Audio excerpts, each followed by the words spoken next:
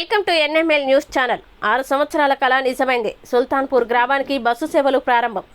ఆందల శ్రీరాములు గారికి కృతజ్ఞతలు తెలిపిన సుల్తాన్పూర్ గ్రామస్తులు. బస్సు సౌకర్యం కల్పించినందుకు ఆనందం వ్యక్తం చేసిన సుల్తాన్పూర్ గ్రామస్తులు.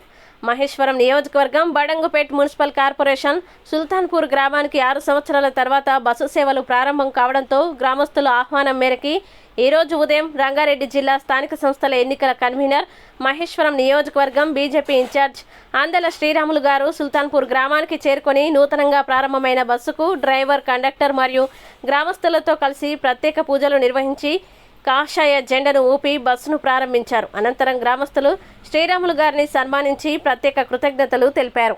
ఈరోజు సుల్తాన్పూర్ ప్రజలకి నూతన బస్సు సేవలు ప్రారంభమయ్యాయని హర్షం వ్యక్తం చేశారు. ఈ కార్యక్రమంలో అసెంబ్లీ కన్వీనర్ దేవేందర్ రెడ్డి గారు, కార్పొరేషన్ బీజేపీ అధ్యక్షులు రాళ్లగూడెం రామకృష్ణారెడ్డి, ప్రధాన కార్యదర్శి రావుల మల్లేష్, బీజేపీ సీనియర్ నాయకులు పోరెడ్డి శ్రీనివాసరెడ్డి, నావారు శ్రీనివాసరెడ్డి, కొంతం సంపతరెడ్డి, మాజీ జిల్లా అధికార ప్రతినిధి మద్ది రాజశేఖర్ రెడ్డి, వరకుప్పల వెంకటేష్, మోతిలాల్ నాయక్, మంగాపతి నాయక్, క్యారగారి అరవింద్, శ్రీను నాయక్, బీజేపీఎం నాయకులు కిరణ్ రాజ్, రఘు నాయక్, చైతన్య మరియు గ్రామ పెద్దలు పాల్గొన్నారు.